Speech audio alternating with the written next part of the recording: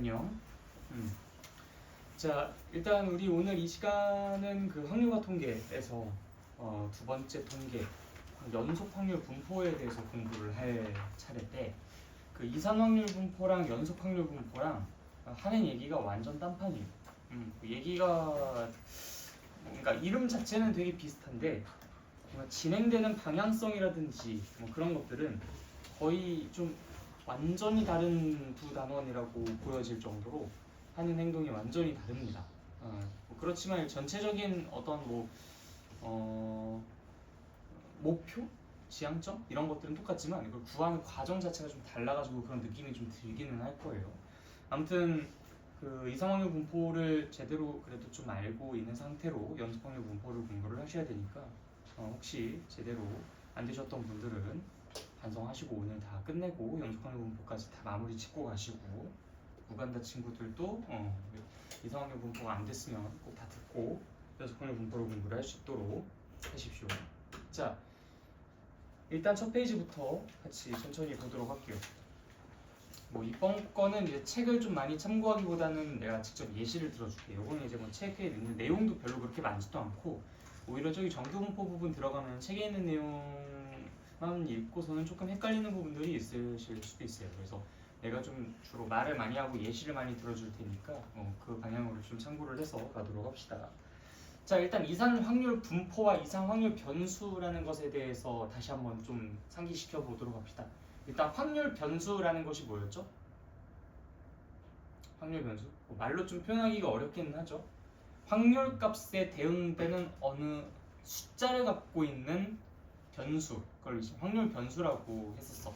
예를 들어서 주사위를 던지는 시행에서 뭐 1의 눈이 나오는 횟수, 뭐 예를 들어 10번을 던진다고 한다면 1의 눈이 몇 번부터 몇 번까지 나올 수 있어요. 0번부터 10번까지 나올 수 있죠. 이 0부터 10까지의 값을 갖고 있는 그 변수 x를 우리가 확률 변수라고 한다. 왜 이름이 확률 변수예요? 확률 값에 대응이 되는 변수니까 확률 변수라고 이름을 붙였죠. 그 다음에 그 각각의 변수들의 값이 각각의 확률들의 값에 대응되는 그러한 대응 관계, 우리가 흔히 함수라고 할 수 있는 그 대응 관계를 뭐라고 불렀냐면 분포라고 했어요. 확률에 대응되는 그런 분포이기 때문에 확률 분포라고 이야기를 했었죠.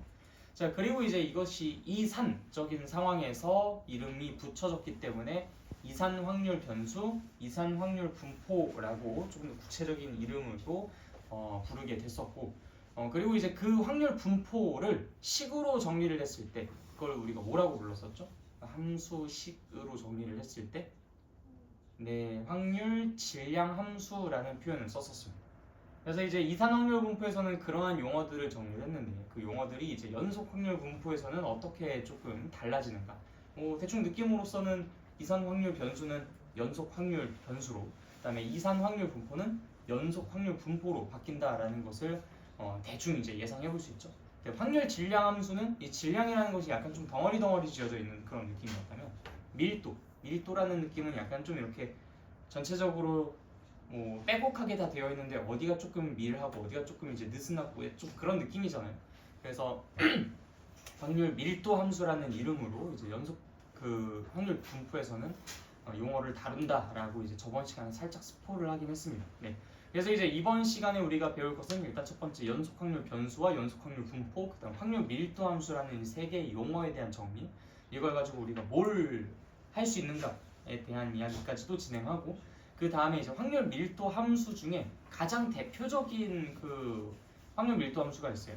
그것을 우리가 그 확률 밀도 함수를 갖고 있는 연속 확률 분포를 정규 분포라고 이야기를 하는데, 이 정규 분포를 이용해서 뭘 할 것인지에 대해서 순차적으로 쭉 이야기를 해보도록 하겠습니다. 그래서 이렇게 두 가지 내용이 오늘 수업의 컨텐츠가 될 거예요. 자, 일단 첫 페이지부터 한번 쓱 봅시다. 자, 이산 확률 분포에서는 우리가 이제 주사위 던지는 거, 아니면 뭐 동전을 던지는 거, 뭐 이런 것들에 대한 이야기들을 좀 주로 했어요. 자, 그런데 그런 거 있을 수 있잖아요. 우리가 이제 저번 시간에 살짝 이제 예시를 들었었던 건데, 내가 버스를 기다리는데 지금부터 이제 10분 이내로 무조건 버스가 오긴 오는데, 근데 언제 도착할지는 모르는 거야. 그래서 이제 내가 뭐 그때 야 나 3분까지 뭐 기다릴 건데 그럼 버스 탈 확률이 얼마겠어? 뭐 이런 식으로 이야기했었던 그게 이게 언제 나왔었냐면 그 확률 부분 공부했었을 때 나왔었죠. 확률 부분 공부할 때 기하학적 확률을 이야기하면서 이제 그런 얘기를 했었는데 그 상황을 같이 또 한번 상상을 해보면은 이때 내가 버스를 기다렸을 때 버스가 오는 그 시간이 뭐 무슨 1분 전가 또는 2분 전가 또는 3분 전가 뭐 이때 오는 게 아니잖아요, 그렇죠? 뭐 1분과 2분 사이에도 정말 무수히 많은 숫자들이 존재하지 않습니까?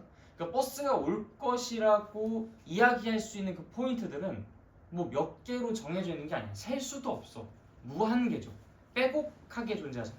실제로 뭐 1분 31초 31.뭐 259, 23, 293, 점점점점점점 뭐 이런 식으로 이제 정말 무한소수로 나타날 수도 있기도 하겠고요. 그렇죠? 정말 수많은 숫자들이 존재할 텐데 그걸 가지고 우리가 이상확률 분포를 다루듯이 이야기를 할 수는 없을 겁니다. 이상확률 분포를 이야기할 때는 어떤 특정한 숫자가 어떤 확률값을 갖는다. 어떤 특정한 숫자가 어떤 특정한 확률값을 갖는다라고 이야기를 했었는데 이 연속 확률 그러니까 지금 이 상황에서는 이 연속 확률 분포는 아래 일단 잠깐 뺄게요.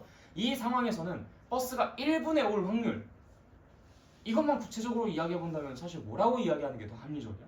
버스가 1분에 올 확률 0이잖아요, 그렇죠? 이건 0이에요. 버스가 1분 30초에 올 확률 이것도 0이겠죠. 2분에 올 확률 이것도 0일 거야. 그러니까 우리가 이제 이상확률 분포를 이야기했었을 때처럼 어떤 특정한 변수에 대응되는 확률이 뭐야 그러면은 다 0이라고 이야기를 할 수밖에 없어. 의미가 없죠, 그렇죠? 뭐 이걸 가지고 우리가 뭐 표를 만들어도 뭐 막대 그래프처럼 이렇게 만들어도 아무런 의미가 없을 겁니다. 전부 다 0, 0, 0, 0, 0, 0, 0, 0, 0, 0일 테니까. 근데 우리는 분명히 알아요. 1분부터 3분 이내 1분부터 3분 이내 버스가 올 확률은 전체가 1분부터 3분까지는 2분이니까 10분 속에서 2분에 해당하는 만큼의 그 시간 동안 버스가 올 확률은 분명히 5분의 1로서 존재한다는 거예요. 10분의 2, 5분의 1로서 존재한다는 거예요. 그럼 도대체가 이 확률 분포 상태를 어떻게 나타내면 좋을까에 대해서 고민을 해봤었는데 그 고민의 결과를 수학자들이 어떻게 내렸냐면 왜 이렇게 내렸는지에 대해서는 여러분이 관심 갖지 않으셔도 돼요. 그리고 실제로 개정 전 책에는 243페이지에 확률 밀도 함수의 탄생이라고 되어 있는 부분에서 이제 소개가 되어 있기도 하고 개정 후 책은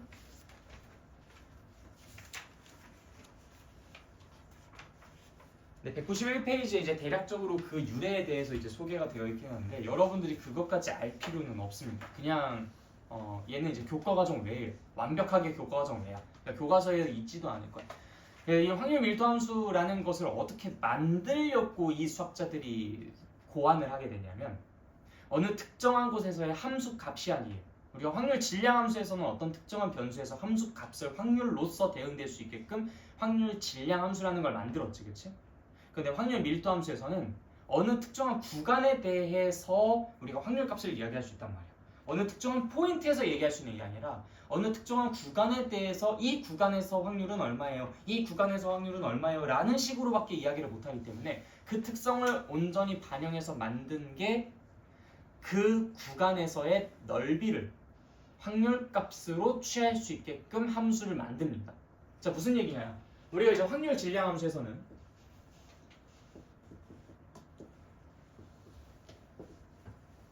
이건 만드는 방법도 되게 단순했어요. 어느 특정한 x의 값에 대응되는 확률들을 다 구해. 그다음 그런 것들을 어떻게 했어?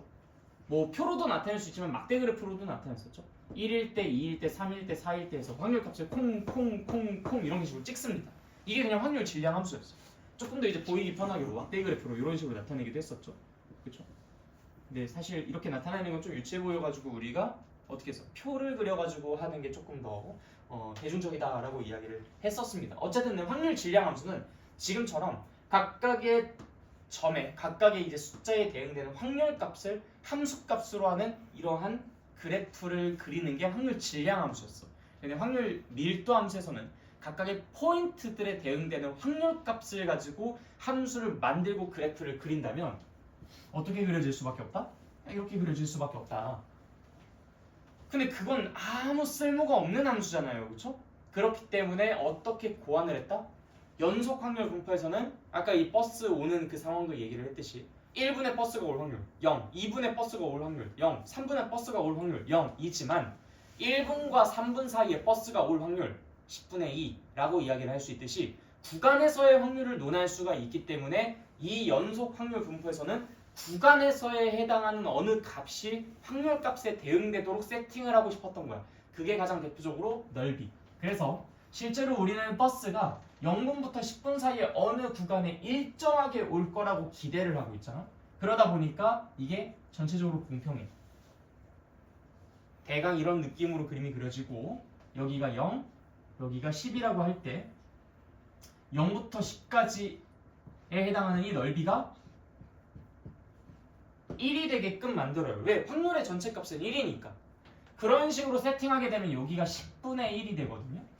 그죠? 자, 그 상태로 우리가 1분부터 2분, 3분 사이에 버스가 올 확률을 구할 땐 지금의 이 그래프로 둘러싸여져 있는 이 부분의 넓이가 확률값이 되게끔 밀도함수를 이렇게 정하고 그림을 그렇게 그리겠다라는 거야.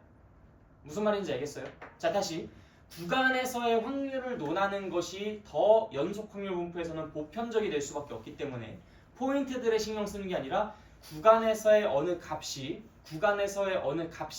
확률값이 되도록 대응을 시키고 싶었다. 그래서 우리가 가장 그걸 좀 잘 떠올려 봤을 때 아직 수투를 공부하지 않은 미적분 원을 공부하지 않으신 분들은 이 넓이라는 것을 가지고 그렇게 하는 게 뭐지 그게 괜찮나? 라고 생각이 들 수 있겠지만 수투, 미적분 원을 공부하셨던 분들은 적분이라는 것이 떠오를 거예요. 적분이랑 같이 관련이 있는 개념인 거예요. 그래서 적분을 하듯이 어느 전부터 어느 전까지 해당하는 그 부분의 넓이가 확률값이 되도록 10분의 2라고 확률값이 되도록 만든 함수가 확률 밀도 함수다라고 생각해 주시면 되겠습니다. 무슨 말인지 이해됐어요? 그냥 애초에 그렇게 세팅을 하겠다라고 약속을 한 거예요. 그러니까 우리는 왜 그렇게 했는가라는 그 원리, 유래 이런 것들은 일단 잠깐 관심을 두지 마시고 확률 밀도 함수를 해석하는 방법. 특정 구간에서의 확률값을 구하기 위해서는 그 구간에 무엇을 구하면 되겠다? 넓이를 구하면 되겠다라고만 생각하고 넘어가 주셔도 충분합니다. 우리의 지금 이 레벨로서는 이 확률과 통계에서 제법 배우지 못하는 것들이 많아요. 통계 파트에서 특히나 유난히 그게 더 많이 나오는데 대표적으로 확률 밀도 함수의 유래 그 부분은 우리가 손댈 부분은 아닙니다. 알겠죠? 그래서 그게 왜 그렇게 그려져요? 라고 질문했을 때 말하기가 굉장히 애매해요. 그냥 그렇게 정했어. 근데 그에 대한 어떤 합리적인 이유에 대해서는 살짝 말씀을 드렸죠. 우리가 포인트에서 이야기를 하는 게 아니라 아무래도 구간에 대해서 이야기를 할 수밖에 없다 보니까 그 구간에서의 어느 값, 가장 대표적으로 적분, 그 적분이라는 것은 구간에서의 넓이를 뜻하는 거니까 이제 그 구간에서의 넓이를 확률값에 대응시키면서 함수를 만들고 그 함수의 그래프를 그렸다. 이렇게 생각해 주시면 됩니다. 무슨 말인지 알겠죠? 네, 좋아요. 자, 그러면 여러분들이 여기에서 해야 되는 것은 다음과 같습니다. 자, 지금처럼 확률 밀도 함수의 특성에 대해서 좀 이야기를 해봐야 되는데 아까 살짝 말씀드렸죠? 0부터 10까지 제한된 구간에서의 전체 넓이는 당연히 얼마일 수밖에 없어요?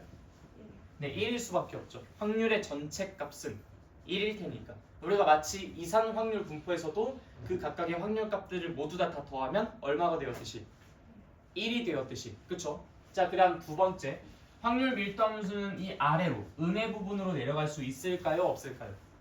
당연히 없겠죠. 생각해봐요. 확률 밀도 함수가 이런 식으로 그려졌어. 그러면은 여기서부터 여기까지 구간은 확률이 마이너스야? 그냥 아니잖아, 그치? 저는 근데 아까 넓이 가지고 이야기를 하겠다면서요. 기본 세팅은 이제 적분이기 때문에 실제로 여기에 있는 이 부분은 마이너스 음의 넓이로 나옵니다. 이 위쪽에 있는 건 양의 넓이로 나오고 이 밑에 쪽에 있는 건 음의 넓이로 계산이 되는데 그렇기 때문에 이 밑으로 내려가는 건 불가능해요. 즉 다시 말해서 확률 밀도 함수는 언제나 다 어느 쪽에 있어야 된다? 0보다 더 위쪽, x축보다 더 위쪽에 그림이 그려져 있어야 된다. 알겠죠? 네, 일단 요 내용까지만 아시면 되고요. 자, 그 다음에 또 세 번째 중요한 내용. 우리가 원하는 그 특정한 구간에서의 넓이값, 정확하게 적분값인데 적분을 모르는 사람들이 많으니까 넓이값을 뭐가 될 수 있도록 그 구간에서의 일이 발생할 확률이 될 수 있도록 확률 밀도 함수를 정했으니까 우리가 어느 특정 구간에서의 확률을 구하고 싶다. 그럼 그 특정 구간에서의 넓이값을 계산하면 그것이 확률이 된다. 그게 확률 밀도 함수의 특성이라고 하면서 책에 나와 있는 바이블 포인트. 확률 밀도 함수의 특성 1, 2, 3번이라고 보실 수 있겠습니다. 대충 끄덕끄덕 되시나요? 약간 뜬구름 잡는 듯한 느낌이 들어도 괜찮아요. 정상적인 반응입니다. 바이블 포커스 말고 바이블 포인트 보세요. 여기서 네, 근데 그건 나중에 이제 목차 같은 느낌으로 보시고 공부를 하실 땐 그건 아니에요.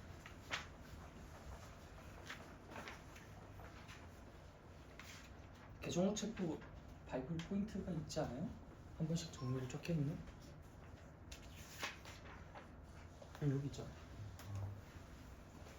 첫 페이지에 있어요. 첫 페이지. 그래서 확률 밀도 함수의 특성에 대해서 이제 쭉 적어놨죠. 확률 밀도 함수의 특성. 여기 뭐 물론 똑같은 내용이긴 하지만 이건 약간 목차 느낌으로 살펴보시면 돼요.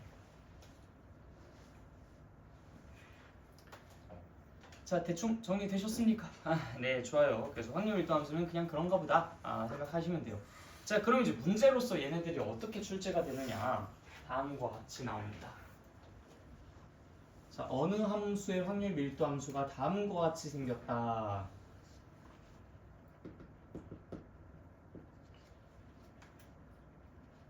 이때 우리는 1, 2, 1부터 2까지 그 사건이 발생할 확률을 구하고 싶다. 얼마냐?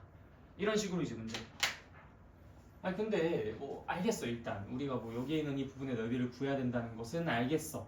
근데 뭐 얘랑 그 값이 뭔지를 알아야 뭐 우리가 이 사다리꼴의 넓이를 구해가지고 뭐 확률 값을 이야기를 하겠지, 그치? 근데 몰라. y는 kx래. 그럼 이 k를 어떤 식으로 구할까? 당연히 0부터 3까지 그 넓이가 얼마가 돼야 되니까 1이 돼야 되니까 그걸 이용해서 이 k 값을 구합니다. 실제로 여기 있는 이 길이가 3이었으니까 여기 있는 이 길이가 얼마가 되어야 넓이가 1이 돼요? 3분의 2가 돼야 되겠죠, 그렇죠? 네. 그러니까 3분의 2가 돼야 된다는 것은 x가 3일 때 y의 값이 3분의 2가 된다는 소리야. 그래서 3분의 2는 k 곱하기 3 해서 k의 값은 9분의 2라고 결정이 나겠죠. 그럼 y는 9분의 2 x가 될 테니까 실제로 여기에는 이 길이는 1 대입했을 때 결과 9분의 2가 될 것이고요. 이 길이는 9분의 4가 되겠죠. 그럼 이제 뭐 사다리꼴 넓이 구할 때는 어떻게 9분의 2와 9분의 4를 구해.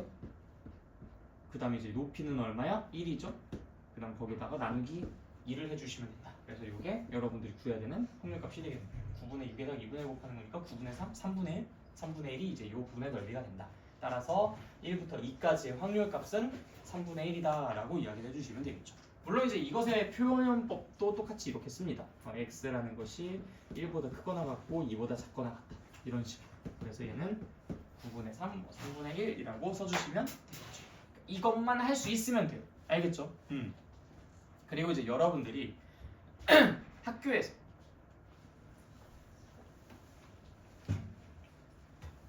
수학 2 혹은 미적분 1을 배운 상태로 확률과 통계를 배우는 입장이라면 이 확률 밀도 함수에서 평균, 그다음에 분산, 그다음에 표준 편차 이런 것들도 구할 수 있게끔 문제를 출제하기도 합니다. 그런 것들은 어떻게 구하느냐? 자, 우리가 이전에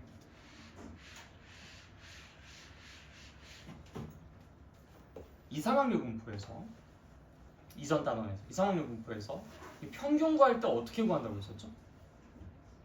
평균을 구할 때 어떻게 구하지? 각각의 자료의 값에다가 확률을 곱한 것을 싹 다 더하면 됐었죠. 그래서 지금 이 부분도 마찬가지예요. 물론 이제 얘네들 각각의 확률값은 아니야. 확률값은 아니지만 이 각각의 값에다가 이 변수들을 곱하고 그것을 전부 다 싸그리 더해주시면, 얘는 수투나 미적분 1을 배운 사람들에게만 한정된 부분이야. 그 두 개를 곱한 것을 전부 싹 다 더해주시면 그게 평균이 됩니다.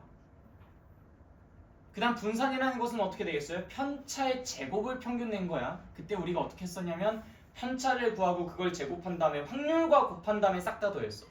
마찬가지죠. 그럼 이것도 결국 우리가 얘가 이제 확률로서 대응이 되는 것이니까 fx에다가 무엇을 곱해요? x 빼기 m의 제곱 dx 인테그랄. 아니면 평제라는 느낌으로 제곱의 평균에서 평균의 제곱을 뺀 것을 이용해서 x제곱이랑 fx랑 곱해서 전부 다 싹 다 더한 다음에 빼기 평균의 제곱을 하는 것으로서 구할 수 있어요. 근데 어쨌든 오늘 이 시간에 여러분들이랑 이걸 같이 이야기하고 싶은 거는 아니야. 이거는 나중에 여러분들이 미적분 1을 배우고 수 2를 배우면 그냥 살짝 이 단원에서 아 내가 이런 것들도 할 수 있어 라고 하면서 배우면 돼. 그냥 뭐 한 3분밖에 안 걸리니까 그때 가서 따로 학습을 하면 되고, 오늘 우리가 하고 싶은 것은 확률 밀도 함수는 그렇게 활용하는구나, 확률 값을 그걸 이용해서 그렇게 구하는구나, 넓이를 이용해서 구하면 되겠구나 라는 것만 알아두시면 됩니다. 알겠죠? 네. 그래서 지금 방금 전에 했었던 내용은 계정 전책으로는 240페이지에 나와 있는 내용입니다. 네. 계정 후책으로는 어디에 나와 있나?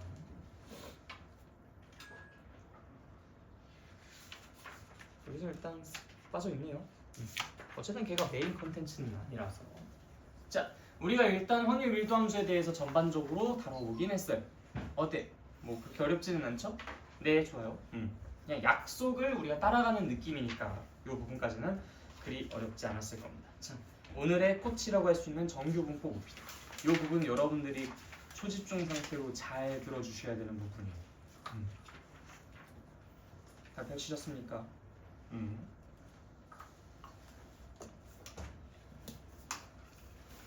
자, 우리가 이제 뭐 예를 들어서 IQ, 뭐 지능, 아니면 키, 몸무게, 아니면 뭐 어느 뭐 식물을 딱 뭐 예로 들어서 소나무, 아니면 대나무, 뭐 이런 거 딱 예로 들어서 대나무의 어떤 생장 같은 것들을 이제 생각해 본다면은 이 자연에서 발생하는 그런 것들, 뭐 여러분들의 뭐 학교에서 수학 성적 분포 이런 것들도 역시 마찬가지겠죠. 이런 자연적인 부분들에 대해서는 전체적으로 분포 상태가 어떤 모양을 띠고 있다는 걸 알고 있어요. 야, 자연 상태에서 전체적으로 뭐 IQ나 아니면 키나 이런 것들 분포 상태를 생각해봐. IQ의 분포 상태, 키의 분포 상태. 그럼 어떻습니까? 무슨 모양이에요?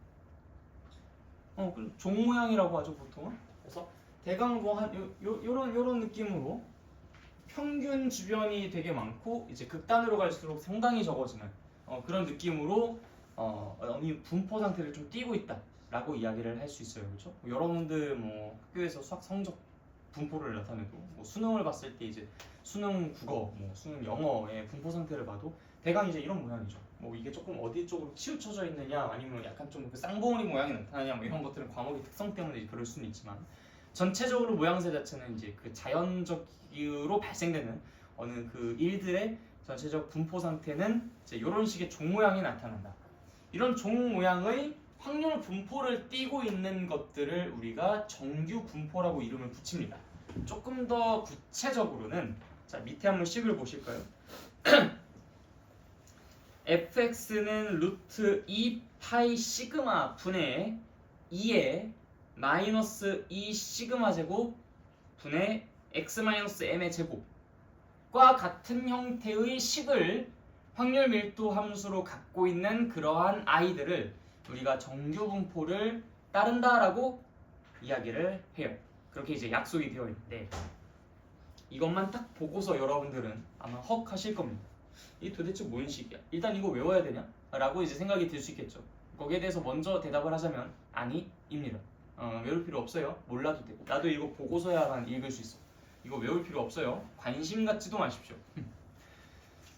자, 그런데 이걸 확률 밀도 함수로 갖는다라고 하면은 또 갑자기 걱정되는 게 있죠. 아까 전에 확률 밀도 함수에 대해서 이야기를 할 때 우리가 뭐라고 했어요? 확률 값을 구하려면 그 사이에 있는 것의 뭐 넓이를 구해가지고 그걸 바탕으로 확률 값을 구한다든지 뭐 그런 식으로 얘기를 했잖아, 그렇지?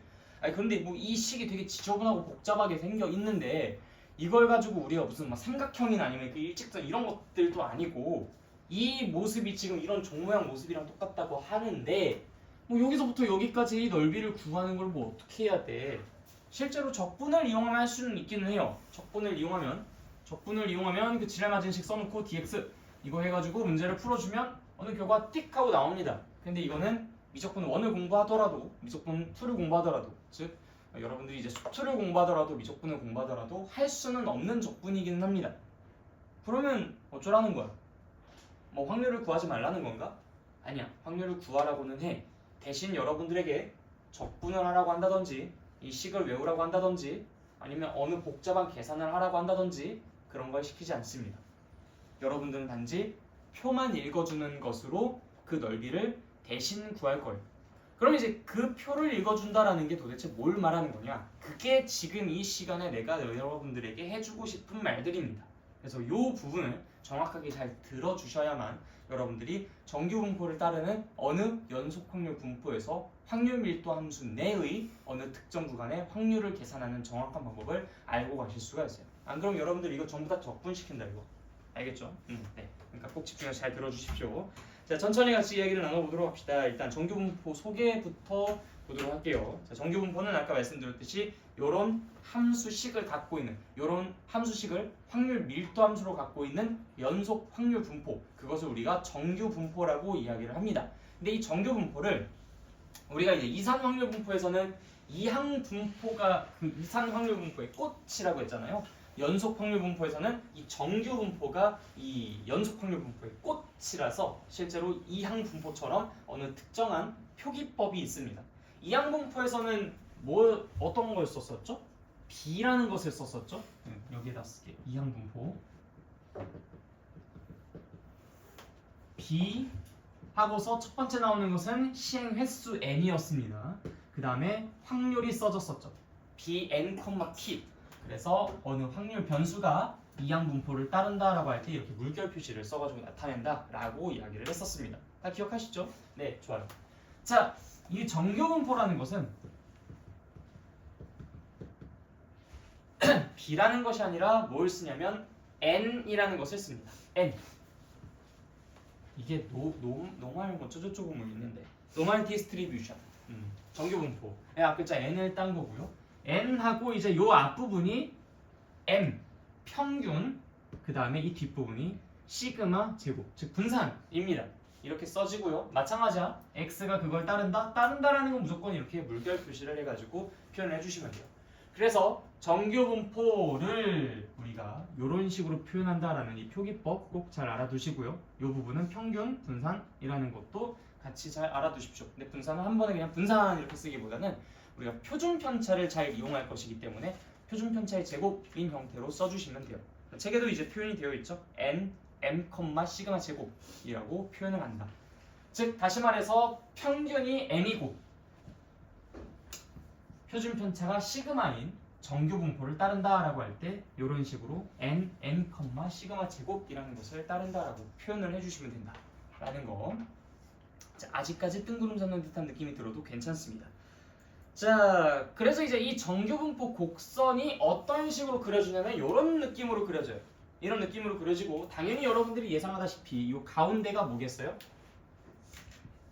평균입니다. 이 가운데가 평균이고요. 그 다음에 이게 폭이 얼마나 넓으냐 좁으냐를 결정하는 게 이 시그마가 돼요. 당연하죠? 이 시그마의 역할이 뭐였어요? 시그마가 뭐였지? 세 글자. 산포도였죠. 산포도가 뭐였어?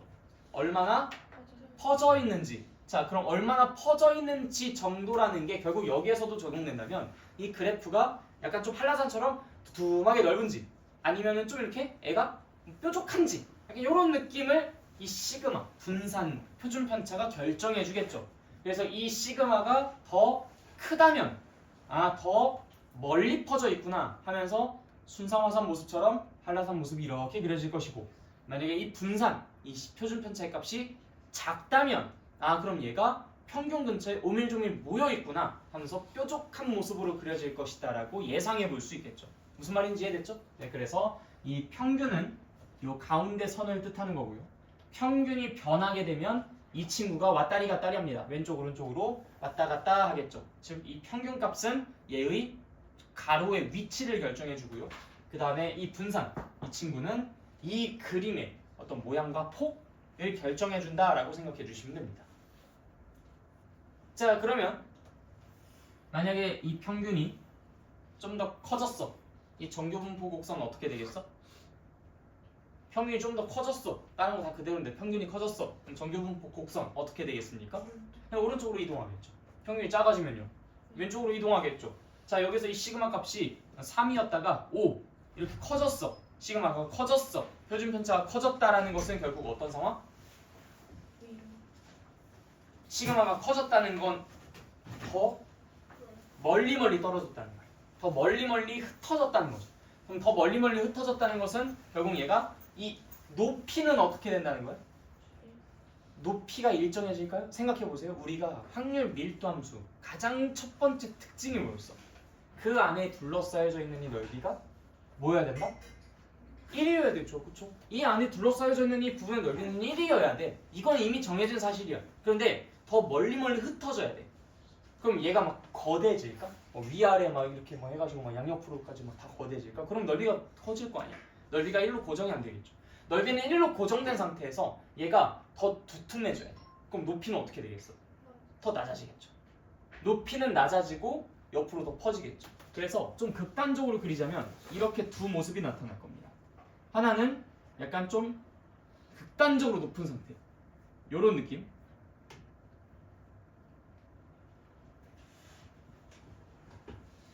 약간 그 융털 같이 생겨가지고 이렇게, 그죠? 이렇게 극단적으로 높은 상태. 그런데 얘가 조금 더 표준 편차가 커지게 되면은 이 높이는 낮아져. 왜냐면 이 옆으로 뚱뚱해져야 되니까. 그래서 뚱뚱하게 올라와서 이렇게 돼서 떨어집니다. 그러니까 이런 모습. 그러니까 이거냐 뭐 이런 거. 그러니까 높이가 낮아지면서 옆이 넓어지면서 전체적으로 넓이 자체는 뭐로 고정된다? 1로 고정된다라는 걸 알아두시면 돼요. 그래서 표준 편차가 커지면 어떻게 됩니까? 이런 모습이 됩니다. 표준 편차가 작아지면 어떻게 됩니까? 이런 모습이 됩니다. 라고 이야기를 해줄 수 있어요. 이해됐죠? 네. 자, 다시 평균이 커지면 어떻게 된다고? 얘가 오른쪽으로 가고, 평균이 작아지면 얘가 왼쪽으로 가고, 표준 편차가 커지면 오른쪽 편으로 되고, 표준 편차가 작아지면 왼쪽 편이 됩니다. 자, 예전에 우리가 그 통계 부분 이야기할 때 고르다라는 이야기를 해본 적이 있었어요. 3학년 과정에서도 사실 고르다라는 이야기를 통계 파트 공부하면서 공부를 해본 적이 있었죠? 기억나요? 중3 때? 여러분들 분산이랑 표준편차 처음 공부했었을 때 말이야. 됐어, 오늘 새로 배워. 자, 고르다라는 말이 뭐야? 고르다. 여러분들이 일상적으로 좀 이렇게 봤을 때 고르다라는 말이 어떤 것을 뜻하는 것 같아요? 차이가 많이 없다. 아주 좋은 말이에요. 차이가 많이 없다. 차이가 많이 없다라는 것은 뭔가 다 비슷비슷하다라는 거죠. 그렇죠? 그게 고르다라는 느낌이에요. 그러니까 약간 좀 이렇게 평평한 듯한 그런 느낌이 좀 연상되지 않습니까? 그렇죠? 그게 차이가 별로 없는 상태니까. 자, 그럼 여러분들 1번과 2번 중에서 누가 더 고르다라는 말이 어울리는 녀석일까요? 1번과 2번 한번 골라보십시오. 자, 어느 확률 밀도 함수를 갖고 있는, 어느 정규 분포를 따르고 있는 녀석이 더 고르겠습니까? 짠! 1번, 2번. 나 1번이다, 손. 나 2번이다, 손.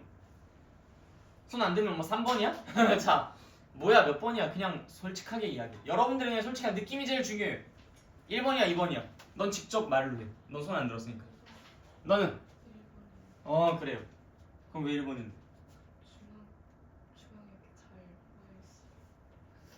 얘 너무 이질적이지 않아? 뭔가 이렇게 턱 튀어나오는. 그죠? 자, 사람들이 많이 헷갈려합니다. 1번, 2번 이렇게 해가지고 많이들 뭐라고 대답하냐면 2번이라고 대답해요. 왜? 아니 뭐 얼마나 이렇게 뭐 그쵸? 그냥 평평하잖아, 그치? 다 값 사이에 큰 변동도 없는 것 같고 얘가 고르다 라고 이야기를 합니다. 근데 실제로 고르다에 어울리는 녀석은 이 친구예요. 그럼 왜 그러냐? 납득이 안 되잖아, 그치? 자, 이걸 정확하게 여러분들이 기준을 어디다 놓는지가 중요해요. 자, 얘는요 각각의 값들에 대해 갖는 도수값이 고르다라고 할 수는 있을 거예요. 각각의 자료의 값에 대응되는 도수가 고르다라고는 이야기할 수 있을 거야. 근데 여러분들 통계를 낼 때 그 자료를 갖는 도수를 통계내냐? 아니면 그 자료가 몇 개인지 그 자료의 분포 상태 이런 것들을 통계내냐? 여러분이 통계내는 그 기준과 대상이 뭐예요? 1번 자료값, 2번 도수값. 뭡니까? 맞아요. 자료값을 가지고 여러분들은 통계를 내는 거야. 그렇지 않아요? 아니 뭐 40점이 몇 명이 있다라는 게 중요한 게 아니라 점수가 어떻게 분포되고 있느냐, 30점, 40점, 50점 얘네들이 몇 개씩 있고 뭐 이런 것들이 전체적인 이 자료의 값들의 분포가 중요한 거지. 이 40점이 몇 명, 이 도수, 얘는 3명, 3명, 3명, 3명, 속 편해. 이런 느낌이 아니라는 거야. 도수에 관심이 없어요. 물론 통계를 하다 보면 도수에 관심이 가는 건 사실이긴 하지만 메인 소재가 도수는 아니라고. 자료의 값이라고. 자, 그럼 다시 한번 살펴보세요. 얘는요, 각각이 갖고 있는 도수의 차이가 크지 않아서 나타나게 된 그래프가 이 그래프예요. 도수 기준으로 봤을 때는 고르다라고 할 수는 있지만 자료의 값들 기준으로 봤을 때는 자료의 값들이 천차만별로 다르잖아. 예를 들어 학교 시험 점수로 한번 생각해 볼까요? 요 그래프는요, 10, 10, 20, 20, 30, 30, 30, 40, 40, 40, 40, 50, 50, 50, 50, 50, 60, 60, 60, 60, 70, 70, 70, 80, 80, 90, 90, 100. 약간 요런 느낌이에요. 근데 얘는 49, 48, 49, 49, 48, 48, 48, 49, 49, 50, 50, 51, 51, 52, 52, 52, 53, 53, 53, 60, 뭐 이런 식으로 다 그 근처에 오밀조밀 모여있고 양 끝단에 진짜 딱 각각 하나 정도씩밖에 없는 그런 느낌이라고. 자료의 값들 사이에 차이가 없대요. 자료의 값들 사이에 차이가 거의 없대. 없죠. 얘는 엄청 큰데. 그렇기 때문에 더 고르다라고 이야기하는 것은 사실상 앞에 뭐가 빠져 있는 거야? 자료의 값들 사이의 차이가 라는 말이 빠져 있는 거야. 고르다. 그러니까 여러분들이 봐야 되는 대상이 자료의 값들이기 때문에 2번보다는 1번이 더 고르다라고 이야기가 돼야 되는 게 맞습니다. 근데 정규분포 곡선을 보면서 여러분들이 표준 편차가 더 크면은 이렇게 약간 순상화선처럼 그림이 그려지니까 그럼 얘가 더 고른 거 아니야? 라고 생각하기가 쉬워요. 그래서 내가 먼저 선수 친 거야. 고르다라는 것은 도수의 기준이 아니라 뭐의 기준이다? 자료의 값 기준이다. 그래서 아까 처음에 고르다가 뭐야? 라고 했을 때 뭔가 차이가 별로 없다라는 말을 했었죠? 네, 맞아. 자료의 값의 차이가 별로 없을 때 그걸 우리가 고르다라고 이야기를 합니다. 꼭 기억하세요. 네. 또 내가 이렇게까지 정성스럽게 설명해줬는데 야 고르다는 반대. 고르다는 반대. 이지라는 이제 죽는다. 고르다는 반대가 아니라 고르다는 정상적이라고. 여러분들의 생각이 반대였을 뿐이야. 알겠죠? 자, 아무튼 그래서 이제 우리가 이 정규분포라는 이 곡선에 대한 언급, 이 곡선에 대한 탐구는 이렇게 하는 걸로 마무리를 좀 지어봤습니다. 자, 아직 우리 확률값 계산하는 것은 얘기를 안 했죠. 자, 한 장 뒤로 넘어가 보시면 표준정규 분포라는 부분이 있습니다. 표준정규 분포. 네, 표준정규 분포. 자, 이 표준정규 분포라는 것은 뭐냐면 이 정규분포 중에서 표준이 될 수 있을 만한 친구를 하나 골랐어요. 그 표준이 될 수 있을 만한 친구를 하나 골라서 이름을 표준정규 분포라고 했는데 아까 전에 이제 이 평균값과 시그마 값에 따라서 얘는 정말 다채로운 그래프들이 그려질 수 있다고 했었잖아. 걔네들에서 가장 이렇게 뭔가 표준이 되고 모범이 될 수 있는 한 명의 대표를 고를 겁니다. 그 대표가 누구냐면 평균이 0이고 표준 편차가 1인 아이예요. 자, 다시 n 0,1의 제곱을 따르는 그런 x를 표준정규 분포를 따른다라고 이야기를 합니다. 이 자체를 우리가 표준정규 분포라고 이야기를 하는 거고요. 요거 그래프 살짝 재활용할게요. 평균은 0이고 뭐 표준 편차가 1이라는 건 여기 그림에다가 표현을 할 수가 없어요. 그냥 적당하게 버려져 있는 상태. 그래서 사실 여기 옆에다가 이런 식으로 쓰기도 합니다. 표준 편차는 1이다. 정규분포 곡선 옆에다가. 사람마다 좀 다르긴 한데. 그래서 이 상태를 그냥 표준정규 분포라고 이야기를 해요. 그럼 얘가 이제 뭐가 그렇게 특별해가지고 중요하게 다뤄지느냐?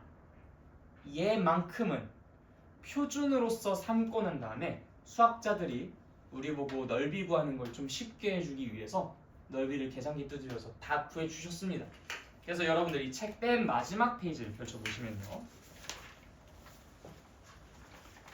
마치 우리가 삼각비 공부하고 삼각비 표를 막 읽고 막 그랬었던 것처럼 308페이지 개정 전, 그 맨 마지막 페이지. 개정 후는 뭐 뭔지 모르겠어요. 네.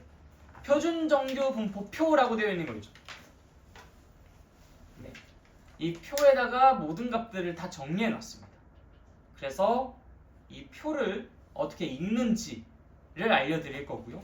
일반적인 정규 분포 곡선을 갖고 있는 아이들도 전부 다 이 표를 참고해서 넓이를 구할 수 있어요. 그걸 표준화 작업을 통해 표준 정규 분포 곡선을 따르게끔 시켜서 그걸 간접적으로 넓이를 구하는데 활용을 할 수가 있는데 그 내용은 조금 이따가 순차적으로 설명을 드릴게요. 어쨌든 이 표준 정규 분포 표를 보고 여러분들이 확률값을 계산하지 않고 읽어주는 것으로서 할 겁니다. 자, 그러면은 도대체 이 표가 어떻게 생긴 것이냐?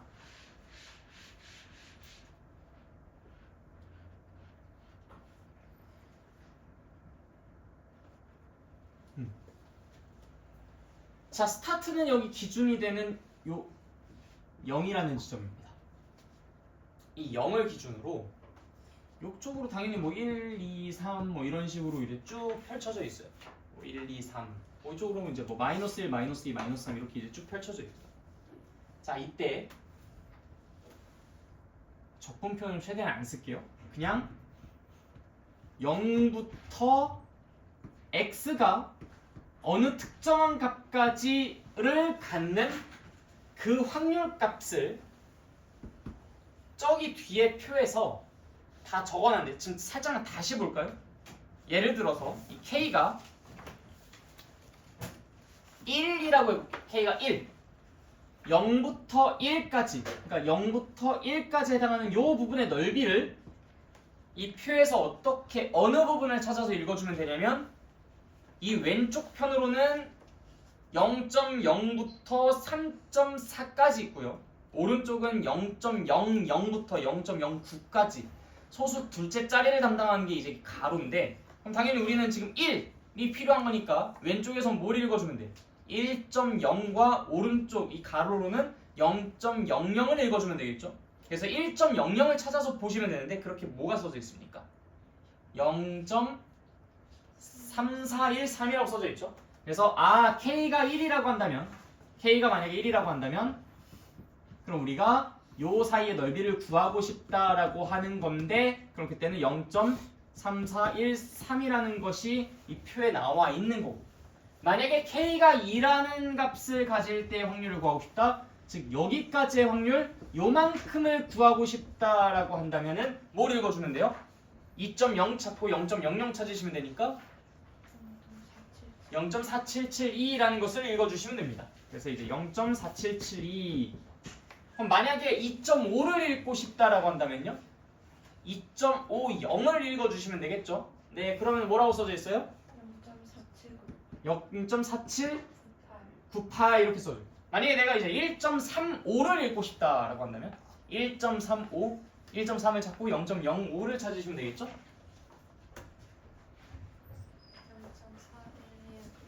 411 5 뭐 이런 식으로 읽어주시면 돼요. 그러니까 한마디로 기준은 여기서부터 시작하고 끝이 어디냐에 따라서 뭐 여기까지 이거야 여기까지 이거야 뭐 여기까지 그거야 라고 하면서 여러분들이 직접 찾아서 읽어줄 수 있게끔 이 표로 깔끔하게 정리를 해놨습니다. 그러니까 얼마나 편해요. 표준정규 분포를 따르기만 한다면 우리가 따로 계산할 것 없이 이렇게 편리하게 값을 찾아서 읽어줄 수 있습니다. 그래서 이 표준정규 분포 곡선을 최대한 활용해서 여러분들이 정규 분포를 따르는 아이들의 확률값을 읽어주는 것에 좀 포커스를 맞추시면 될 거예요. 일단 이 표를 읽는 방법까지 설명을 드렸어요. 자, 그럼 이제 마지막 콘텐츠. 그럼 도대체 이 정규 분포를 따르는 아이랑 표준 정규 분포를 따르는 아이가 무슨 어떤 관련이 있기 때문에 그거를 뭐 그렇게 뭐 바꿀 수 있고 뭘 할 수 있고 뭐 그런다고 하느냐. 자, 이때 필요한 부분이 여러분들 그 이상확률 분포에서 이야기했었던 x의 기대값과 분산과 표준편차 그리고 ax 더하기 b의 기대값과 분산과 표준편차를 구할 때 우리가 그걸 어떻게 활용해가지고 이야기를 해볼 수 있는가라는 이야기가 여기서 이제 좀 필요하게 돼요. 자, 예를 들어서 정규 분포를 따르는 아이가 m하고 그냥 요건 시그마를 갖고 있는 그 정규분포를 따르는 아이가 있어요. 이 정규분포를 따르는 이 x 얘의 평균은 당연히 뭐예요? m이죠, 그쵸? 얘의 표준 편차는 뭐죠? 시그마지, 그치? 근데 지금 우리가 여기에서 x는 분명히 그런 평균과 표준 편차를 갖고 있는데 내가 이 x라는 것의 어떤 행동을 함으로써 뭐 예를 들어서 곱하기 몇을 한다든지 아니면 뭐 빼기 몇을 한다든지 더하기 몇을 한다든지 하는 어떤 행위를 함으로써 여기다 쓰면 이게 좀 잘 안 보일 것 같은데 잠깐만. 이쪽 방향으로 넘기자.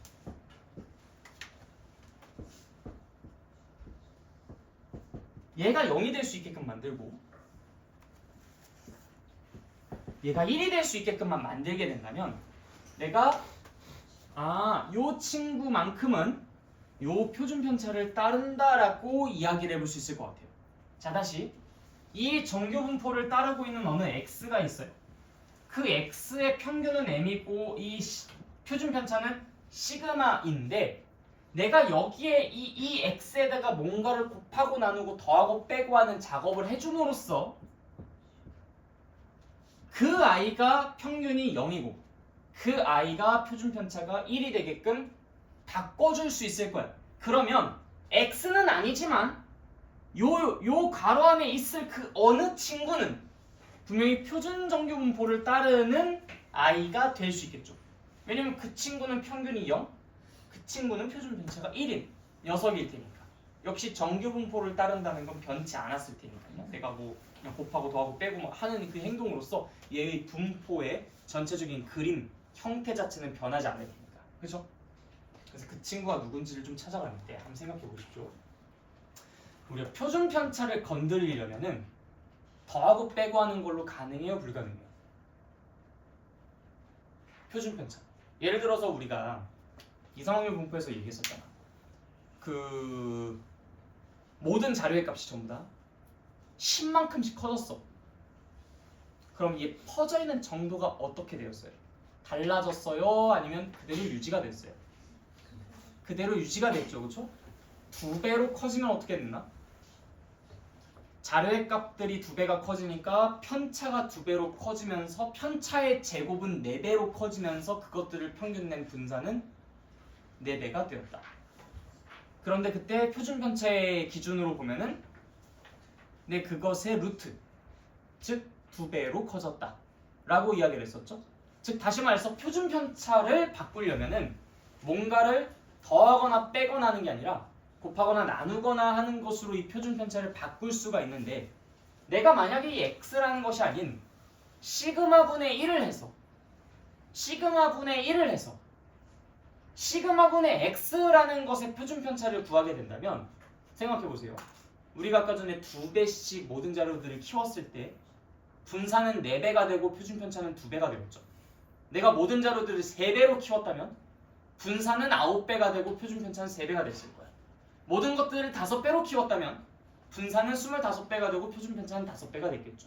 물론 음의 방향으로도 이야기가 가능해요.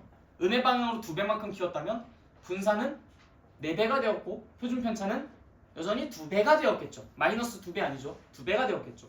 마이너스 3배로 키웠다면 분산은 9배가 되고 표준 편차도 3배가 됐겠죠. 그쵸? 근데 우리가 굳이 여기다가 뭐 음수로 곱해가지고 뭐 상황을 복잡하게 꼴 필요는 없고 그냥 편하게 시그마분의 1만 곱하면 시그마분의 x라는 녀석은 표준 편차가 시그마에다가 시그마분의 1을 곱한 1이 되지 않겠습니까? 그쵸? 뭐 이 정도는 예상 가능하죠? 평균의 입장으로도 한번 볼까요? 평균의 입장으로 저 친구가 지금 m이라는 값을 갖는데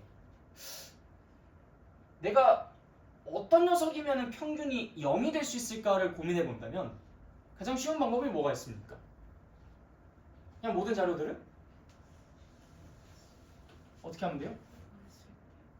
모든 자료들을 어떻게 해주면 평균이 0으로 떨어지겠어? 생각해봐, 여러분들. 모든 자료들이 평균이 지금 현재 10이야. 근데 이 친구의 평균이 5만큼 올라가게 하고 싶어. 그럼 모든 자료들을 다 어떻게 하면 돼? 50 키우면 되잖아. 5만큼 작아지게 하고 싶어. 그럼 어떻게 하면 돼? 50 빼면 되죠. 자, 모든 x들의 평균을 냈더니 n이야. 그럼 내가 이 x 이 자료들의 값에다가 뭘 한 것들의 평균을 내면은 평균이 0으로 줄어들겠어요? 맞아. m을 빼면 되겠죠. 아, 자 그럼 봐봐. 내가 x에다가 m을 빼면 평균은 0이 돼요. 그 다음 x에다가 시그마분의 1을 곱하면 시그마는 1이 된다고. 그러면 어차피 x에다가 m을 빼서 평균을 0으로 만들어준 상태에서 요 자체만 가지고는 시그마 표준 편차는 안 달라졌잖아, 그치? 그 상태로 시그마분의 1을 해준다면 어차피 평균은 0이 되었으니까 시그마분의 1을 하든 말든 어차피 0으로 고정될 테고 내가 시그마분의 1을 하면 표준 편차만 시그마였던 게 1로 바뀌면서 내가 얘 빼기 평균하고 그걸 시그마로 표준 편차로 나눠주게 된다면 평균도 0으로 만들어주고 표준 편차 역시도 1로 만들어주는 방법이 될 수 있겠구나 라고 생각할 수가 있지. 그러니까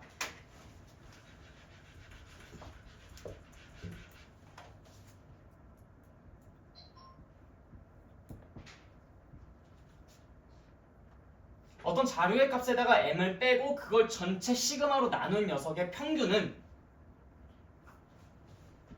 m에서 m을 빼고 그걸 시그마로 나눈 셈인 거니까 그냥 그대로 0이 될 것이고요. 0 확정. 마찬가지로 표준 편차 입장에서는 m을 빼는 행위로서는 뭔가를 더하거나 빼거나 하는 그 행위로서는 표준 편차가 업다운이 되지 않죠. 여기까지는 그대로 시그마가 그냥 시그마야. 근데 그걸 시그마로 나눠주는 행위로 인해서 얘의 표준 편차는 1로 바뀌겠죠. 그래서 x는 정규 분포를 따를지언정 x에다가 m을 빼고 시그마로 나눈 것만큼은 표준 정규 분포를 따를 것이다 라고 이야기해 볼 수가 있습니다. 자, 예를 한번 들어볼게요. 만약에 x가 10, 3의 제곱을 따른다 라고 합시다. 그럼 당연히 이 x의 평균은 10일 거고 표준 편차는 3이 될 거예요. 그래서 x는 그냥 이런 일반적인 정규 분포를 따를 겁니다. 그렇죠? 그런데 이 x라는 녀석에게 10을 빼고 3으로 나눈 아이들은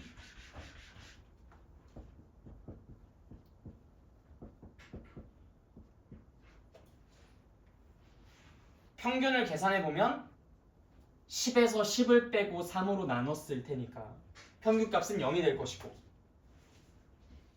시그마도 10을 빼는 행위로서는 변동이 없지만 3을 나누는 행위로서는 3 곱하기 3분의 1, 3 나누기 3 해서 1이 될 테니까 평균과 표준 편차가 0과 1로 세팅됐다는 걸 확인할 수 있고 그럼 그 친구는 평균이 0이고 표준 편차가 1인 이런 정규 분포를 띠는 i로 인식해 볼 수가 있게 될 겁니다.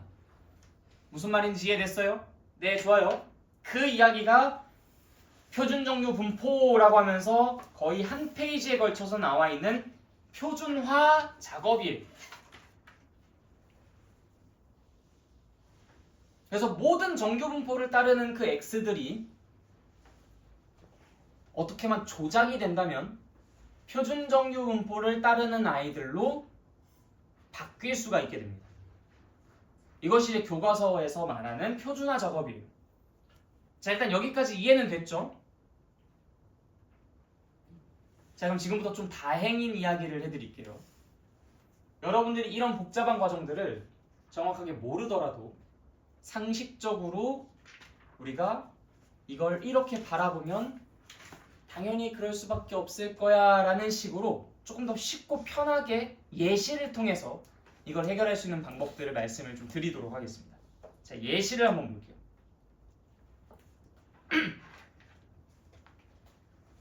이걸 일단 좀 지운다잉. 너무 복잡해. 이 과정들을 일일이 다 거치면서 하는 게 물론 이게 정석이긴 하지만 그렇다고 내가 뭐 이상한 걸 알려드리겠다는 건 아닌데. 자, 일단 지금 여기 문제를 보면은 x라는 것이 따릅니다. n 16,3의 제곱이라는 것을. 그 상태에서 우리한테 구하라고 하는 게 두 문제예요. 일단 1번.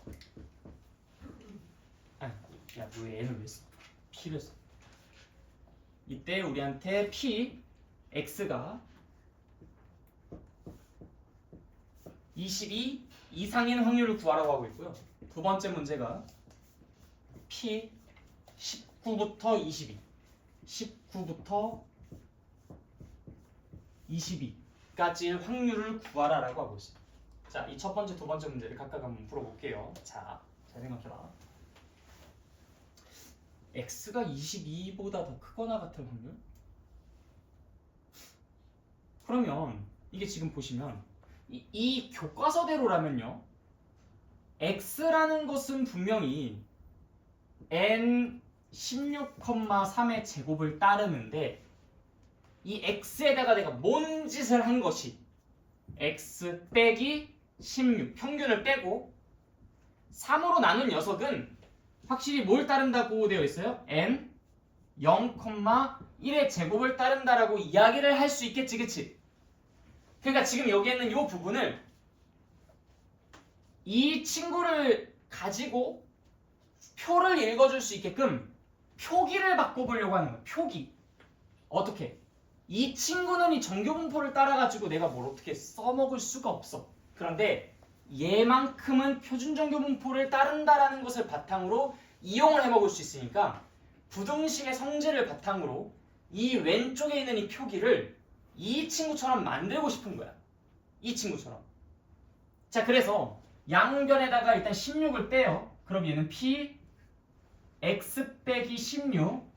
그 다음에 여기는 16을 빼니까 어떻게 돼? 6이 되겠지, 그치? 요런 식으로.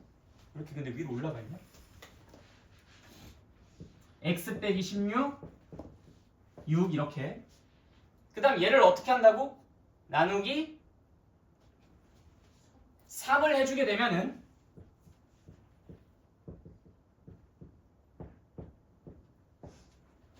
이렇게 바뀌죠.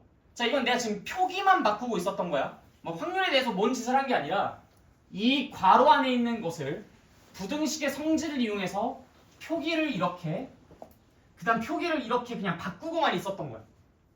아무것도 달라지는 게 없었겠죠. 부등식의 성질을 이용하기만 했을 테니까. 자, 그 상태로 정신 차리고 이걸 보면은 얘 뭘 따르는 아이예요? 이거 무엇을 따르는 아이야, 얘가? 자, 다시 봐봐. 여러분들, 이 x라는 게 뭘 따르는 아이입니까?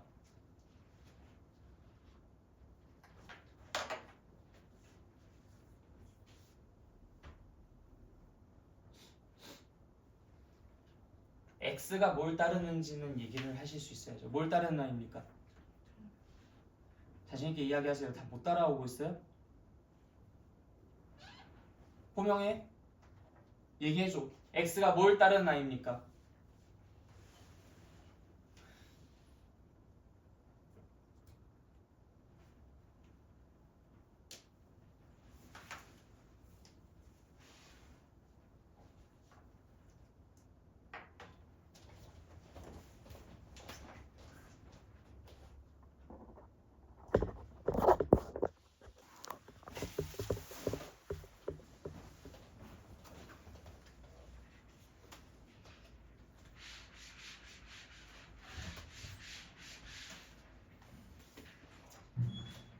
자, 다시 가겠습니다. 이 x는 지금 뭘 따른다고요? 네, 정규분포 16,3의 제곱을 따라요. 자, 그 상태에서 우리가 지금 구하려고 하는 게 뭐다? x가 22 이상일 확률을 구한다. 그러면 그림을 그려봤을 때 여기가 16이고 여기가 22라고 한다면 우리는 22 이상의 확률을 구하면 됩니다. 근데 우리가 지금 이거 구할 수 있어요? 없어요? 없어요. 왜 못 구하죠? 네, 이건 우리가 배우지 않아서요. 적분을 할 수도 없고, 그 다음에 우리가 적분을 배웠다 하더라도 실제로 이 범위까지는 공부를 하지 않기 때문에. 그래서 이 넓이를 구할 수는 없습니다. 그럼 우리 아까 뭐 표 공부한 거 있잖아. 그 표는 뭔데? 그럼 표준정규분포표였죠. 평균이 얼마? 0. 표준 편차가 얼마? 1. 인 정규분포를 따르는 것들만 이용할 수 있다고. 그러니까 우리가 그 표를 이용할 수 있는 방법도 없어요. 적분도 안 되죠. 표도 못 읽죠. 그래서 이 상태에서는 우리가 확률이 얼마야? 라고 할 수밖에 없어. 그냥 갸우뚱할 수밖에 없는 거야. 그래서 아까 전에 했었던 게 x 자체는 일반적인 정규분포를 따라서 내가 뭘 찾아서 읽어줄 수도 적분을 할 수도 없었지만 내가 이 식을 부등식의 성질을 이용해서 이 좌변을 표준정규분포를 따를 수 있는 i로 만들어준다면 그럼 그때 표준정규분포표를 읽어줌으로써 우리가 이 넓이를 대신 구할 수도 있겠다라는 그 기대감을 갖고 식을 변형시켜 나가보는 겁니다. 그래서 x에다가 평균을 빼고요. 거기에다가 표준편차까지 나눠주면은 얘는 뭘 따른다고 알 수 있어요? 알고 있어요? 얘 평균이 얼마입니까? 0이죠. 표준편차는 얼마예요? 1이죠. 그러니까 3분의 x-16이라는 녀석 자체는 x는 아니었지만 3분의 x-16이라는 녀석 자체는 뭘 따른다고 우리가 이야기할 수 있다고? 표준정규분포를 따르고 있다고 알 수 있다고. 그렇게 이야기할 수 있단 말이야. 아, 이 친구가 지금 표준정규분포를 따르는 i가 되어버렸구나. 그럼 우리가 지금 여기서 보고자 하는 확률은 뭐예요? 그 i가 2보다 더 크거나 같은 확률을 계산하고 싶다는 거잖아. 그럼 이 표를 가지고 보면은 어느 부분을 뜻하는 거야? 2보다 더 크거나 같은 부분을 뜻하고 있는 거야. 근데 지금 이게 무슨 정규분포라고? 표준 정규분포라고.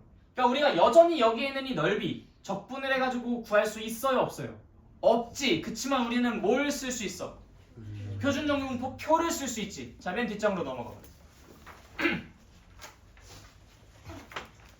이 표준 정규분포 표에서는 여러분들에게 어떤 걸 안내해주고 있냐면 0에서부터 어디까지의 넓이가 얼마다라는 것을 알려주고 있어요.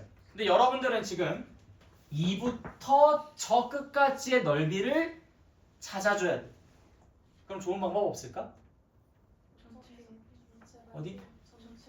네, 여기 0부터 2까지에 해당하는 이 넓이를 먼저 구해봐요. 그리고 난 다음에 어차피 생각해봐. 요거 기준으로 왼쪽과 오른쪽이 어차피 같은 세계잖아. 그러면은 요쪽과 요쪽이 똑같이 확률도 나눠갔지 않겠어? 전체 확률이 1이었는데 그럼 요쪽이 각각 얼마씩 나눠가죠? 0.5씩 나눠갔겠지. 그럼 0.5에서 지금 요 부분의 확률값을 빼주기만 한다면 알아서 요 부분의 확률값이 나오겠죠? 자, 읽어보십시오. 어떤 녀석을 읽어줘야 될까? 네, 0.4772. 2까지 해당하는 확률 0.4772를 읽어주면 됩니다. 여기에는 이 부분이 0.4772. 따라서 여기에는 이 부분은 0.0228이라고 값을 계산해 줄 수가 있겠죠. 자, 다시 x는 뭘 따라요? 정규분포를 따라요. 그렇지만 내가 이 x에다가 적절한 조치를 취해주게 되면은 그 녀석만큼은 뭘 따르게 만들어줄 수 있어? 표준정규분포를 따르게 만들어줄 수 있어. 어차피 여기에서 이렇게 거쳐가는 데에는 내가 확률에 대해서 어떻게 손을 댄 것이 아니라 오직 부등식의 성질만을 이용해서 식의 표현만 바꿔갔을 뿐이야. 그러니까 x가 22보다 더 크거나 같다라는 말과 3분의 x-16이 2보다 크거나 같다라는 이 부등식이 정확하게 일치하는 똑같은 부등식이잖아. 그러다 보니까 이 확률이나 이 확률이나 이 확률이나 다 같은 확률을 말하고 있을 수밖에 없다고. 마치 이런 거랑 똑같은 거잖아. x가 2보다 크거나 같은 확률 이 말이랑 2x가 4보다 크거나 같은 확률 이 말이랑 그 결국 똑같은 말 아닙니까? 그쵸? 그러니까 이 말이나 이 말이나 똑같은 말이기 때문에 이 확률이나 이 확률이나 이 확률이나 결국 다 같은 확률이라는 거야. 다만 이렇게 써져 있을 땐 정규분포를 따르는 i가 뭐보다 크거나 같다라고 나왔을 때는 뭐 확률 계산할 수 있는 방법이 없었지만 표준 정규분포를 따르는 i가 뭐보다 크거나 같다 이런 식으로 나와 있는 건 확률 구할 수 있는 방법이 한 가지 표를 읽는 방법이 생겨났기 때문에 우리가 할 수 있는 행위가 되었다라는 겁니다. 자, 뭔가 조금씩 퍼즐이 맞춰지고 있죠. 왜 하는지 잘 몰랐었는데 하고 나니까 되네. 이 경험을 바탕으로 우리가 그 행동에 대한 당위성을 하나하나씩 알아나가는 겁니다. 다시 정리하자면 x는 정규분포를 따라서 이 상태로는 확률을 구할 수 있는 방법이 없었지만 내가 x에다가 적절한 조치를 취해서 요 식으로 만들어준다면 표준 정규분포를 따르는 i가 2보다 크거나 같다라는 확률을 구하는 건 표를 읽어주는 방법으로서 가능하기 때문에 우리가 그런 식변환 작업을 하는 게 유효한 행동이 되었다라는 겁니다. 그럼 이 밑에 있는 것도 역시 마찬가지. 19보다 크거나 같고 22보다 작거나 같은 확률을 구하라. 그럼 이것도 역시 같은 행동을 하면 되죠. 우리가 이 세 개의 변에 동일하게 부등식의 성질을 이용해서 평균을 빼고 표준 편차로 나눠주게 되면 19 빼기 16 나누기 3 얼마입니까? 1이죠. 그럼 요거는 x 빼기 16 나누기 3 그대로 써주시고요. 그다음 22는 우리 방금 전에 계산했죠? 얘는 2입니다. 그래서 요 친구는 정규분포를 따라서 내가 뭐 표를 읽어주든 넓이를 뭐 이렇게 적분하든 불가능했었지만 이거를 평균을 빼고 표준 편차로 나눠서 식을 정리를 해놓고 나면 그럼 그때 표준 정규 분포를 따르는 i가 뭐랑 뭐 사이에 있는 확률을 논하는 상황이니 우리가 표를 가지고 쉽게 읽어줄 수가 있다라는 겁니다. 그럼 이 상황에서 보면은 1과 2 사이에 있는 요 부분의 넓이가 궁금하다는 거죠. 그럼 이거는 어떻게 구하면 될까요? 네, 0부터 2까지의 넓이를 구한 다음에 0부터 1까지의 넓이를 제외해주면 나오겠죠. 그래서 0.4772에서 0.3413을 제거해주게 되면은 저 부분의 넓이가 나오게 될 겁니다. 무슨 말인지 이해됐어요? 네, 그래요. 자, 그러면 우리가 처음에 이야기했었던 게 일단 연속 확률 분포는 뭐를 갖고 있다? 확률 밀도 함수를 갖고 있다. 근데 그 확률 밀도 함수가 아까 좀 지랄맞게 생긴 함수 있잖아. fx가 뭐 루트 2 파이 시그마 분의 1 곱하기 뭐 x의 뭐 마이너스 어쩌고저쩌고 나도 못 외웠어. 아무튼 그런 식을 갖고 있는 그 i는 뭘 따른다라고 표현을 한다? 정규분포 m, 시그마 제곱을 따른다라고 이야기를 한다. 어쨌든 우리가 확률 밀도함수의 특성을 그대로 그 정규분포도 갖고 있기 때문에 어느 특정한 구간에서의 확률을 구하기 위해서는 그 특정한 구간에서의 넓이를 구해야 된다.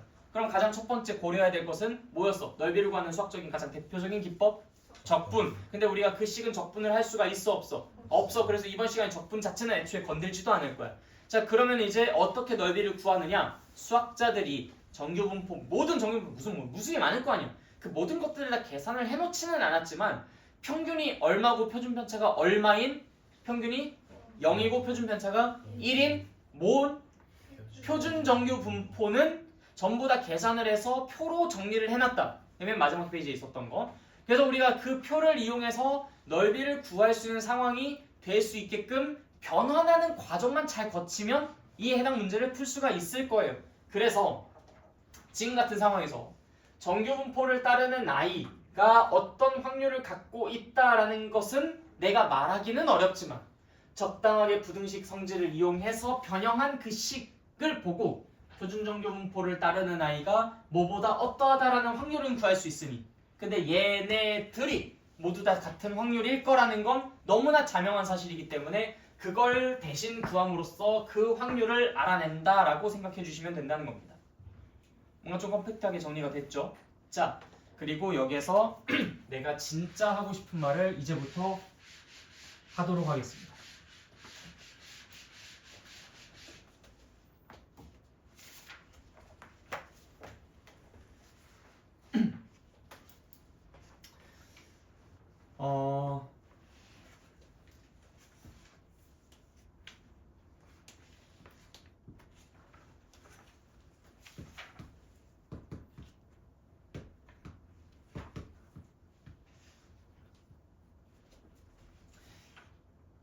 자, 뭐 당연히 x라는 것은 n, m, 시그마 제곱을 따르는 i라고 해볼게요.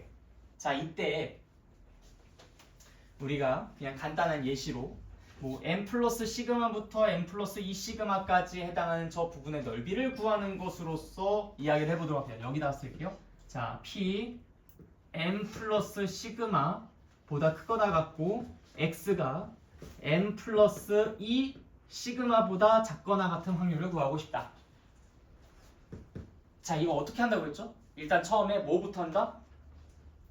n, 네, 평균을 뺀다. 자, 그러면 어떻게 돼요? p 시그마보다 크거나 같고 x 마이너스 m, 그 다음에 얘는 2 시그마보다 작거나 같다라고 써지죠. 그 다음 이거를 뭘 한다고요?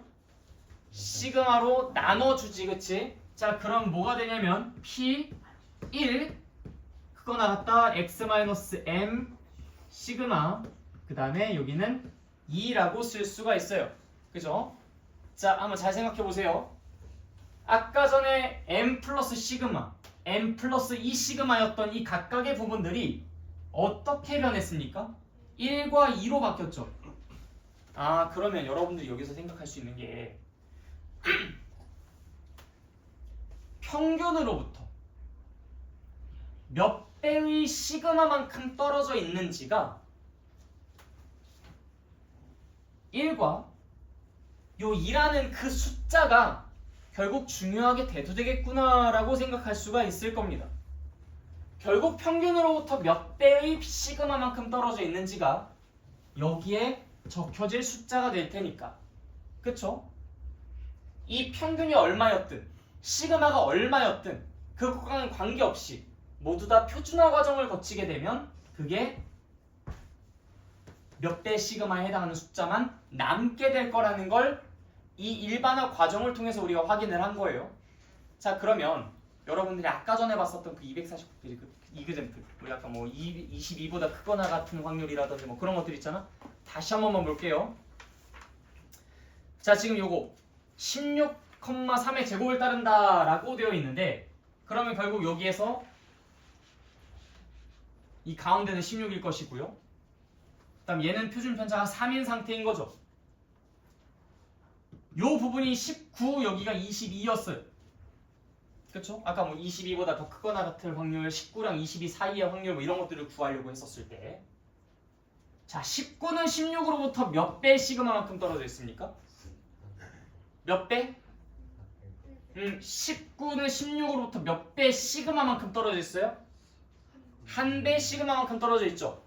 22는 16으로부터 몇 배 시그마만큼 떨어져 있어요? 2배. 네, 그 숫자들만이 중요한 거라고, 결국엔. 그래서 여러분들이 굳이 막 아까와 같은 그 복잡한 표준화 과정을 거치지 않고서도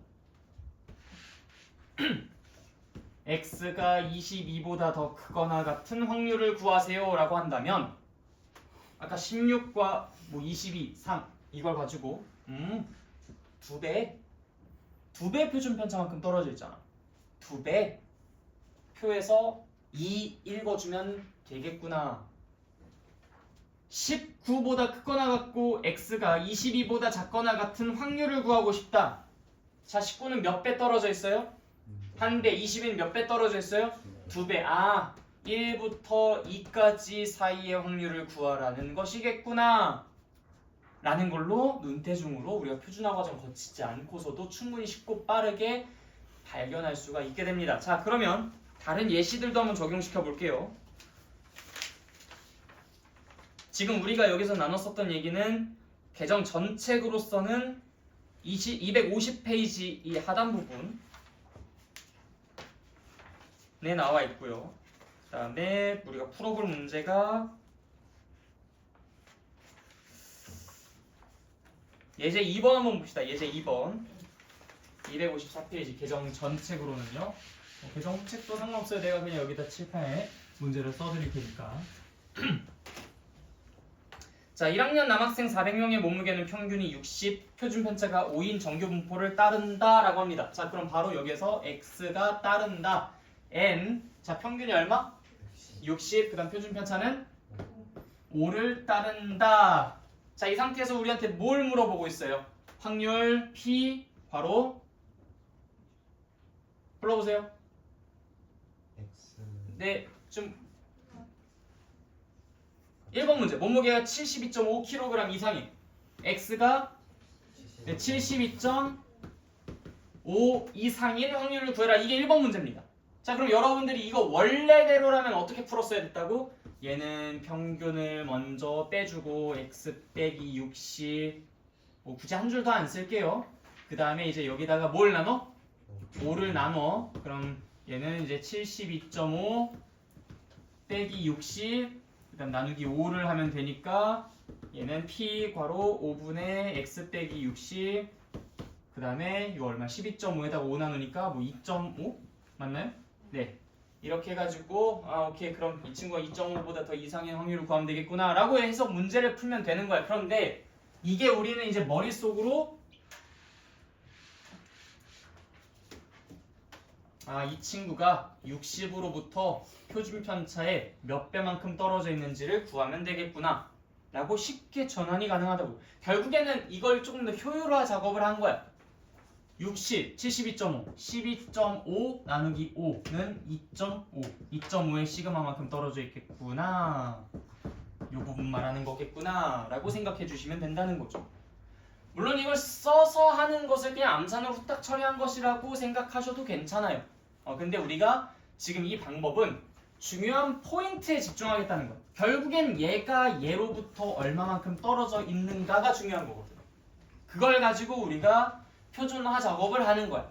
자, 이 밑에 있는 문제 52.5 이상 72야. 자, 이것도 마찬가지야. 7p 52.5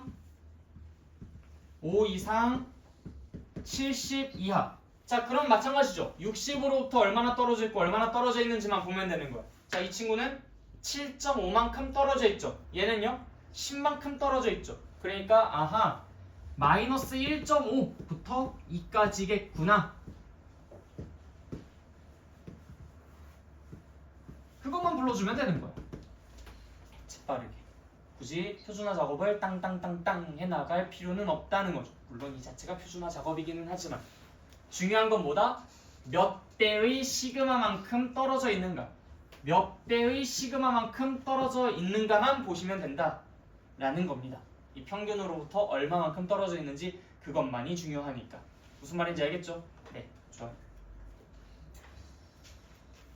자, 그 다음에 예제 3번도 일단 요거는 여러분들이 한번 직접 풀어보세요.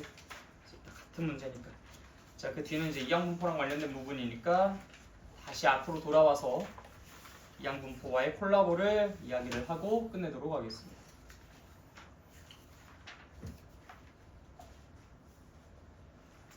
자, 우리가 이상확률 분포에서의 꽃이 뭐라고 했었죠?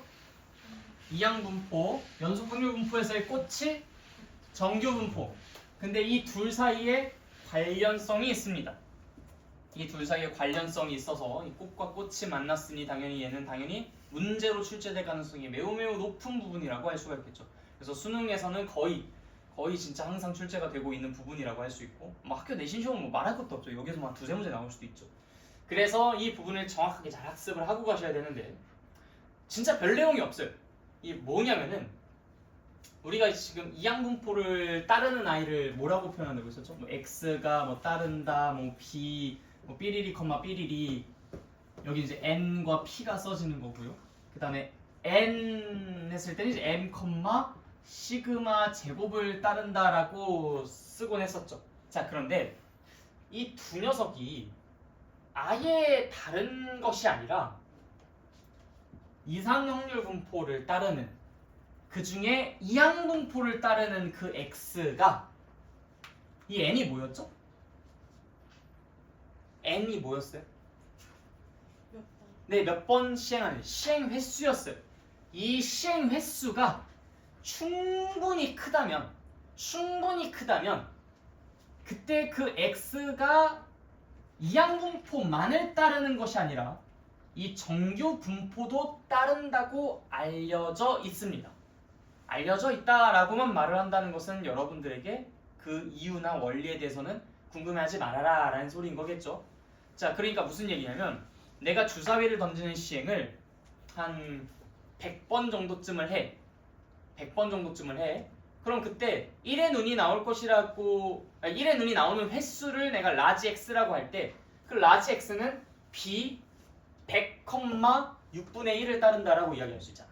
그치? 근데 시의 횟수가 100번이면 꽤 충분히 큰 거거든요. 전 그럼 몇 번 정도쯤이면 충분히 크다고 하는데요? 대략 30번? 30 되게 작은 숫자인 것 같죠? 근데 30번만 되더라도 거의 정규분포에 근사합니다. 그래서 대략 30번, 50번. 근데 좀 여기에서는 적당이라는 것을 애매하니까 이 금방 숫자에서 이야기를 하는 게 아니라 진짜 크게 키워요. 뭐 100이든 300이든 600이든 뭐 몇 천이든 뭐 이런 식으로 키우니까 걱정하지 마세요. 어쨌든 그 충분히 큰 n이 보장된다면 그 x는 이 정규분포도 따릅니다. 생각해보면은 1의 눈이 나오는 그 횟수는 당연히 나올 것이라 기대되는 그 평균 근처에선 굉장히 많다가 다른 곳으로 갈 때는 점점 떨어지겠죠.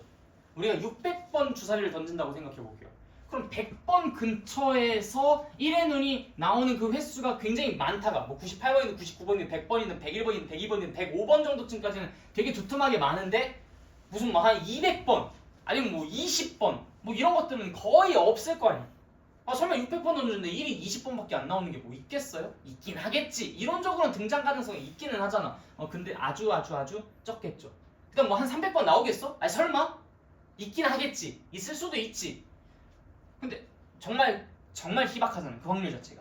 저쪽으로 가면 갈수록 엄청나게 확률 값은 떨어지는.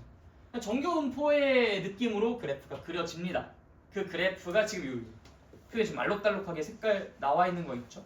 네, 이런 식으로 그림 1과 그림 2를 같이 나눠서 보시면은 n이 10일 때는 뭐 이게 뭐 종 모양이야? 라고 생각이 드는데 n이 20일 때, 30일 때, 40일 때, 50일 때 점점 이 확률값을 계산한 거를 콩콩콩콩 찍어가지고 보다 보면은 이런 식으로 종 모양의 분포 상태를 따르고 있음을 눈으로 확인할 수가 있어요.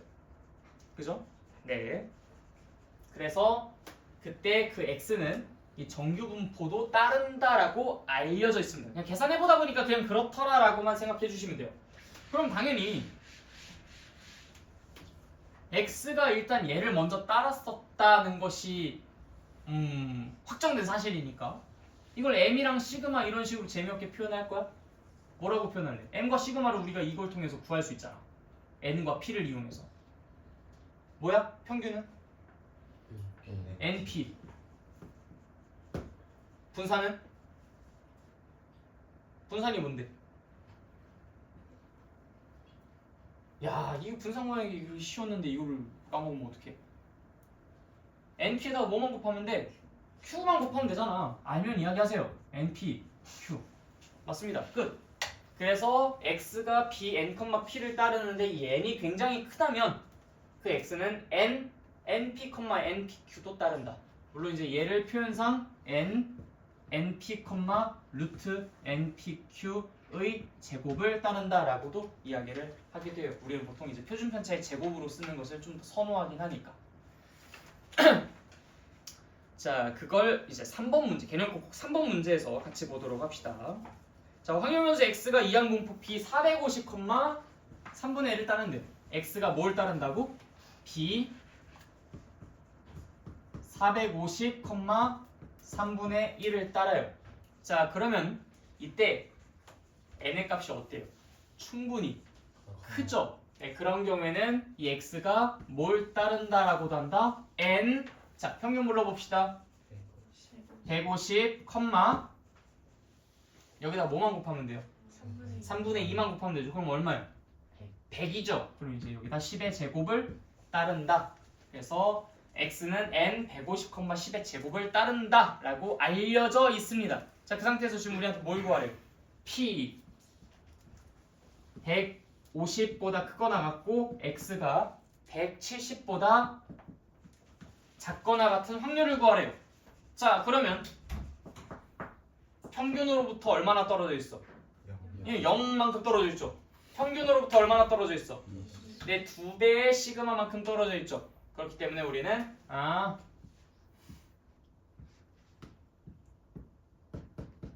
요거 구하라는 거구나 라고 생각하고 바로 표 읽어주시면 됩니다. 0.4772 그렇죠? 자주 나오는 숫자들은 외워지게 될 거예요. 지금처럼. 다 이해되셨습니까? 오케이. 그럼 이제 저기 예제 아니야. 근데 시간이 좀 너무 많이 지났죠? 나머지는 여러분들이 직접 이제 따로 한번 풀어보십시오. 강의는 여기까지 마치도록 할게요.